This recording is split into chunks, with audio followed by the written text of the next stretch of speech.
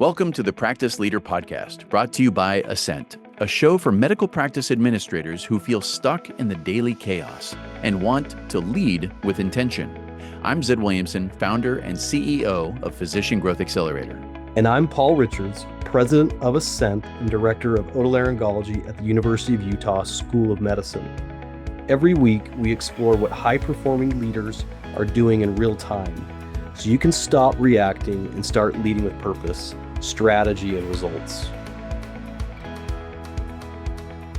Sometimes we're running a practice and we feel like that we only have the hand that was dealt us, and we struggle through that. We even believe that it's noble to do so, that I can make this work, but it can create burnout, struggle, and things that really aren't great for anyone. And that's why we're speaking with our guest today, Lee Silber. Lee, thank you so much for joining us. I'm excited to talk to you today and also looking forward to your sessions at Ascent. Yeah, I can't wait. I've three topics. I've got three topics I get to deliver. So people see a lot of me, and I hope that when they attend, they walk away saying, that was fun, and I learned a lot of things that I can use in my practice, in my life. Excellent. Well, the topic that we're talking about today, this idea that I've been given a tool, maybe it's not the best tool to run the practice, but gosh darn, I'm sticking to it no matter what. What are we seeing here? Well, I'm hoping that people will, the three topics, the thing that kind of connects them all is having the confidence to ask for help, to not demand it, but to ask for help, and to admit that if you do ask for help, it's not a sign of weakness, it's a sign of strength. And so it's about confidence, the confidence of in yourself and your value, and that the practice values you enough to bring in the tools to help you do your job better, the people, staffing to help you do your job better, all in an effort to make your life better. But it all trickles down to the patient, to the practice, to everyone benefits. And so there are tools out there that can help us do our job better if we embrace them. And so a lot of people are a little hesitant to use AI, but is there a call? I remember every conversation I would have some sort of gossip or something. Now every conversation is about AI. You can't avoid it. But if you embrace it, you're confident to know that it's just going to work alongside me. It's not going to take my job, and it's going to help me do my job better. I think that confidence in asking for help, when you are presented with help, embracing it and doing the job that you do best, like to bring out the best in you and have other people do the things that maybe aren't your strengths or that you would like to push off. When you think about confidence, I'm sure, especially as parents, we wish there was just this little confidence switch that you could just, boop, there you go. Oh, no, I haven't. Like, what if someone hears this and they go, well, I like the idea, but there's no way in HE double hockey sticks that I'm going to ask for help. Well, what do we tell that person? Well, the not asking for help, it catches up with you. Obviously, you kind of in the intro talked about burnout and how it's seen as noble to just struggle through. I can do this. I'll make it work. I'll figure out a way to soldier on. Eventually, it catches up with you. It just does. And so, to be more confident, to feel more confident, to know your value, and know that you deserve to have good things happen for you, help to be given to you, is one of those things that it's an inside job, obviously. And so we work at it just like any other muscle. Confidence is a muscle that you develop through training, and training in the sense that you learn how to be more vocal about your needs. You learn how to have more sense of your own value. And then finally, when you feel the confidence, it's not a brash in your face. I think as a lot of the people that are listening we're supporters, right? We are the ones that support others to help others reach their goals, to get the patients to an outcome that makes them better. So we're the supportive people. So I would like to think it's a quiet confidence where you don't have to brag. It just is. And you people sense it in you, you feel it in yourself, and everyone around you benefits from that confidence. Well, that sounded good, huh? So Zed and I had talked about generational differences and how, maybe your a manager and you've got a director, or you have a physicians that lead your group, or and there could be a generational gap. Like what I've seen sometimes is, well, why do you need help? Just do it. Just get to work. And it's like a generational thing where younger generations are more like apt to look for help and have resources and not have burnout. And then maybe an older generation's like, just get to work, just work harder. Why aren't you just doing that? And and I've seen kind of both sides of that, but I know that in my experience, um, when you bring in help or you bring in a tool, all of a sudden your ability to do more increases. Maybe it costs a little money, but your ability to like be confident in what you're doing. Now you're not just hitting whack-a-mole. You're able to actually be thoughtful and present and strategic, and so I don't know exactly what people do if they have someone over them that just isn't allowing, not seeing eye to eye of why you need these tools, why you need an extra person or whatever. Any tips or thoughts there? Well, we're all a product of how we were raised and what television shows we watched. All right. Well, maybe not the TV shows, but we are, each generation has, a different work ethic. Obviously, the baby boomers, like you said, they're the ones that would just, we got to figure it out on our own. We'll make it happen. Gen X, the forgotten generation, they're the self-starters. They're the ones that were left at home to watch MTV and do their chores and homework on their own. No one was there to supervise them because they grew up with dual income families. So they were self-sufficient. Then we get to Gen Y, which is the millennials. And they are more a product of play dates and structure, and they're more willing to ask for help. And Gen Z, which is the newest generation that's coming into the workforce, it's more of an unknown exactly, but they are seen as lazy, but they're not lazy. They're more outcome. They're more about the outcome, not the hours, but the outcome. How do I get to finish this project or complete this task in the most efficient way? Not necessarily a 9 to 5, how many hours it takes. It's I want to get it done. So obviously, as we go through all of them, they're all different. But they all work together. And so I think it's just, first of all, it's appreciating each person's perspective and trying to blend yours with theirs. So if you're Gen Y and you're being supervised by a Gen Xer who is more self-sufficient and expects you to just figure it out, maybe we teach them a little bit about how our perspective, and we understand theirs as well, where they came from, why they think that way. So it's understanding how each generation thinks and trying to explain how your way is not the best way or the only way, but it is a way. And so that we each understand how we work best and we find some blend of the two. I think Where they're did that also come from? That sounded coherent. I don't know where these answers come. Thank you. It just came to me. I don't know. Well, one of the other, I think, issues that we all run into is how we define things. So the way I define the word help might be different than you, Paul, different than you, Lee. And so me asking for help, I might actually have defined the meaning of that differently. And that has an impact. So if someone has seen help as a sign of weakness, if they define it as people only ask me help when they can't do it and they're wasting my time, now they're also harming their ability to ask for help because of how they actively defined it. So I'm curious, how do you get someone to identify what is the actual barrier that's keeping them from requesting the tools that are going to help them do the job better? What you said, no, you're that's a very good question. And you almost answered it yourself within the question. And that is, it's confidence again. So sometimes if we bring in someone to help us, we worry, oh my goodness, are they going to, take my job?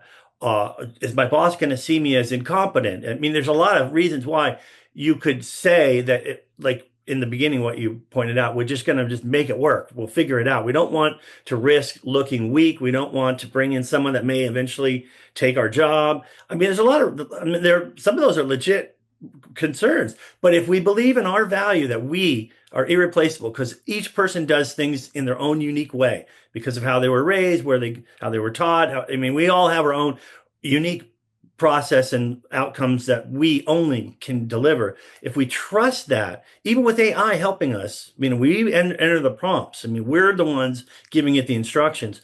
We have that confidence to know that I can be a strong person, seen as a strong person, get the help I need, and not be fearful of down the road. I'm just thinking about right now. I'm at the wit's end. I can't do any more. I'm doing a million things. As we know, the healthcare administrator wears like 20 different hats. So it's a lot. And some of those I think are not beneath them, but realizing my time is better suited doing the patient forward things versus these menial tasks like ordering copying paper or scheduling some sort of repair for something. If we could figure out what we do best and be confident that if we delegate some of the things that we don't need to do or could have someone else do for us, I think in the end everyone sees that as a strength, hopefully. Paul, I'm curious, from your perspective, just in the community of administrators and conversations, do you find that there is a level where people are okay asking for tools and then they stop at a certain point, or they believe something that they're supposed to have to deal with just because that's the way it's always been? Oh yeah. Or how about a scenario where you just asked for help?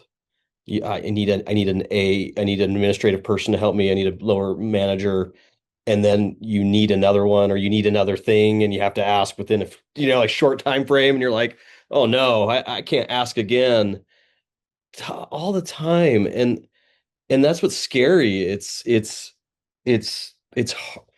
depending on who's making the decisions, or if you have a body of physicians and resources are already tight, and they're trying to save for equipment, or they're joining another practice, or who knows, it's turbulent, and you may have fears to ask for anything because you're like, this isn't a good time to ask. Right. Those are bad situations to be in when you're like, I don't want to ask. And then it's nagging at you for a long time. And then you're becoming dissatisfied, and you're holding remorse and regret and frustrations. And that's, I think, that confidence you're talking about, Lee. It's like, you've got to be the cheerleader. You've got to be, cheering everybody on the team on. And if you're frustrated at the top, oh boy, right? That trickles down, that culture. Uh, yeah, there's Yeah. a lot unpacked here. I don't know the best solutions. Like I think especially finances. When finances are tight and you need resources, that's where I'm like, oh, that's tricky. if possible, maybe we don't always know the value of something, but if we could point out the ROI, the return on this investment, and make it about, if we do this, it costs something in the beginning, but over time, and its value is this. So it's not an emotional thing. It's a tangible, rational, logical. It costs this, but it will give us this, and this is why you will benefit by helping me do my job better. And if we could put it in some context, some way of explaining it in benefits to whomever we're asking for it from, that they see the value of bringing someone or something in to help. That might be the way to get over that hump. And again, confidence sometimes comes from our preparation, our practicing on something. So we practice our pitch, we prepare with we have numbers, and we are confident in the fact that what we're doing has been done in other practices, and we can point out, oh, well, they do it over here and it's worked really well. So we have proof. And that's all the P words I could think of to answer that question.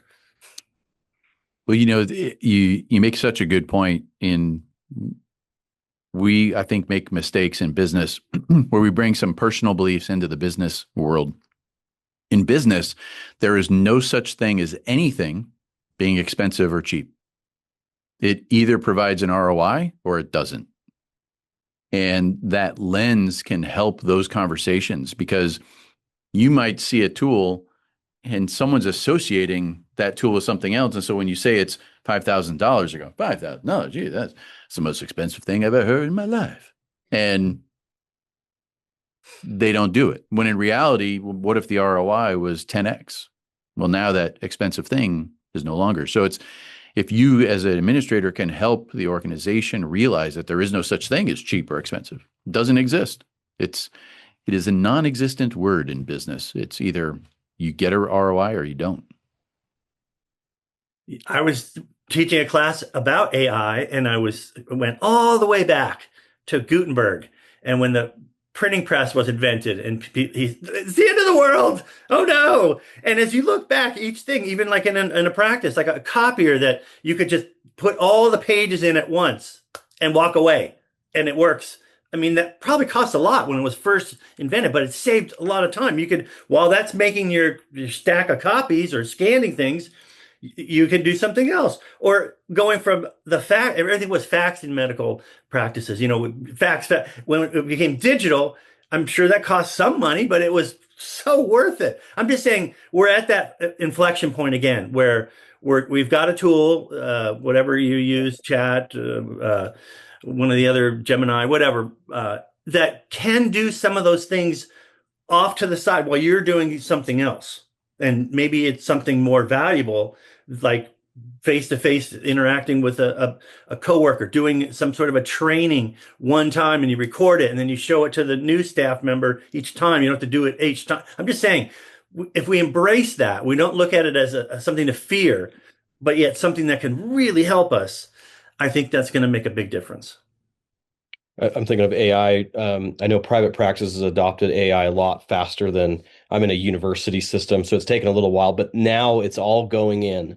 Everyone's going to have an AI scribe in their encounter with a patient that's going to note take the whole thing, help the charting, and they can just walk to the next patient, and they don't have to block off time at the end of the day to chart or in between patients or forget to chart. All these things are just going to be taken care of AI. And I mean, that's here and now. That is huge thing. Yeah, and I know there are some. I get it why certain bigger organizations would be worried about the safety of it and the hallucinations that it occasionally will make. But it's still, even if you have to double check some things, it's still faster. And like you said, it doesn't get tired. It doesn't require any kind of management, HR management, I don't think. Not yet. Not yet, right. It was in 1984 when Arnold Schwarzenegger said, "Oh, and this Skynet, which was the actual AI in the movie, started learning, being able to make its own emotional choices or decisions." And he had a specific date when that happened. Yeah. We're not there yet. So no, not yet. Not quite. Yeah. Well, part of being confident is not worrying so much about the future. Paul, you mentioned about having regrets about some things and some emotions that are like past things in the past. And if we're fearful about the future and what might happen, that's scary, and that diminishes our confidence. Focusing on what we can do best right now, today, is where confidence comes from. Yeah. I thought of another word that I think we define, because something that's happened in our business is people were worried that they were complaining about something. If, gosh, everyone's got such a we figure it out attitude that if I'm doing this, man, maybe I'm complaining. And the way we define it is there is a very significant difference between complaining and a responsible complaint. If I ask my son to go dig a hole and he has a shovel and all the tools and he just sits there going, I don't want to dig a hole, that's complaining. We don't want that. But if I ask him to go dig a hole and I give him a spork, it's a responsible complaint. And that is healthy, right? And sometimes I think it gets mixed up and people self-judge and go, I guess I'm just complaining. Yeah, it took Andy Dufresne a long time with a spork to get through that wall and escape from Shawshank. I get it. But I think what we want as leaders is people to come to us with a solution. So it's not a complaint. It's I'm bringing to you a better way to do this, something that will inevitably help me, but also help us to do what we do better. So it's more of a solution. It's couched as a solution, not as like you said, what, you want me to dig a hole with this little tiny half spoon, half fork? I don't think so. Yeah. There's a better way. Absolutely. Yeah, You I were gonna think say, that I was just saying, I think that's as a leader, you've gotta, you can't always just be rah rah, I'll get it done, I'll work harder, I'll figure it out. You need to have a responsibility to be real and a responsible complaint. I like that kind of terminology and that confidence of being able to show who you're working with or your team. Like, this is what we need to do. I'm being real here. I'm not complaining. I have confidence that we need to add this piece or do this differently. And it's not offensive. It shouldn't be taken critically. It's just like, this is just real. Yeah. That's We what were I talking about learned. different generations, and you just hit on something that Gen Y and Gen Z both want is authenticity.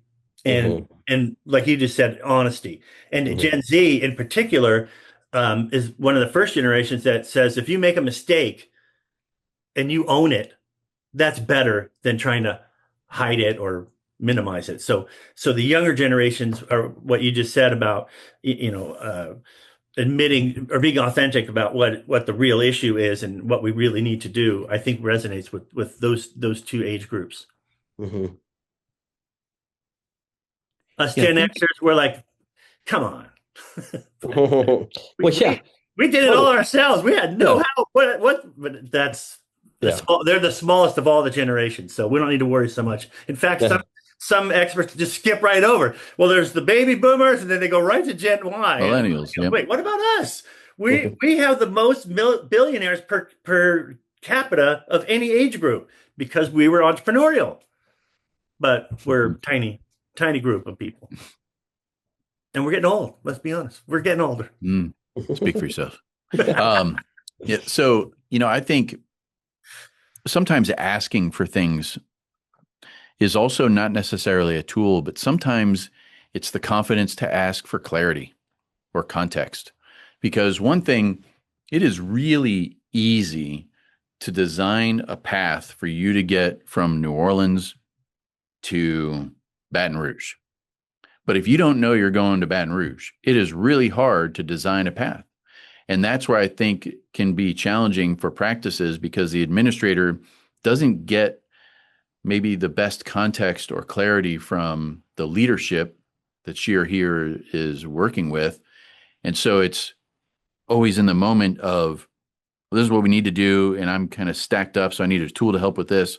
But if they actually had, here's the ideal end state, here's where we're going, then it's easier for them to build that path. So even simply, if you're not ready to ask for things that cost money, ask for clarity, ask for context, and start there. Wow. I feel like I should be interviewing you because that is a that's there it is, people. I'm just dropping my mic drop. There it is. That was great. I couldn't agree more. Being able to know the why, right? Isn't that what you're kind of saying is why are we doing this? Why do we need this? Why would why would help us get where we need to? The why I think is important and clarity gives you the Yeah. reason why. Yeah. And if you haven't already, any administrator listening, that's important to establish with your group, with your boss, with yourself. What's our goal? What's our vision here? What do we do? Are we just going to work and just seeing patients and just because that's probably pretty routine and pretty rough every day. You don't really have a bigger picture. But if it's, well, we're trying to grow or we're trying to make sure we do this specific thing or we're trying to get to here, then it really provides that clarity. There's that word again. And then that's all okay. How do we achieve it? What do we need to ask for? What do we do? Well, let's look at our structure. Are we built to do this? Yeah, I love And it. each generation, I mean, you could write it out, which is good for the baby boomers and Gen X, but the younger generations, they want to see it. So a pictograph, a video, something visual would be Yeah. a much better way to show what you mean about where we're going, what we're about, and Mm. also something that maybe they could watch, to remind them over and over again. So something visually oriented, it's quick to understand. They can see it, and they can understand, and the clarity comes from, for at least Gen Y and Gen Z, being able to see it, not just hearing it or reading it. Yeah, that's really good. And then it's all something we agree on because we can all see it from our own perspectives. Well, I'm really excited for this. You're doing 3 sessions at the upcoming conference, and um, it's going to be really powerful for the people who attend. And so if you're not attending and you're listening to this, you should change that decision to attend. You can, there's a link in the show notes to be able to register for the upcoming conference. And also visit leesilber.com, Silber. What's great about the stuff that you do and your approach to life and business is you are there to provide tools for people. So even if there's someone out there who is just wondering, gosh, how do I think more about this, or what's available to me, visit that website and you'll get access to a lot of great information that'll help you pull away from that concept of you're forced to deal with that noble daily struggle. So, Lee, thank you so much for joining us on the podcast today. And we'll see you next great. time. This was time just flew by. I mean, this was I couldn't think anywhere else I'd rather be than with you two. Thank you so much. Appreciate it. And we'll see you next time on the Practice Leader Podcast. Thanks for listening to the Practice Leader Podcast. If you're feeling the weight of challenges in your practice, know this: the problems you're struggling with today don't have to remain problems. There is a path forward, and you're not walking it alone. Each week, we'll be here with insights, ideas, and real-world conversations to help you move forward from chaos to clarity. See you next week.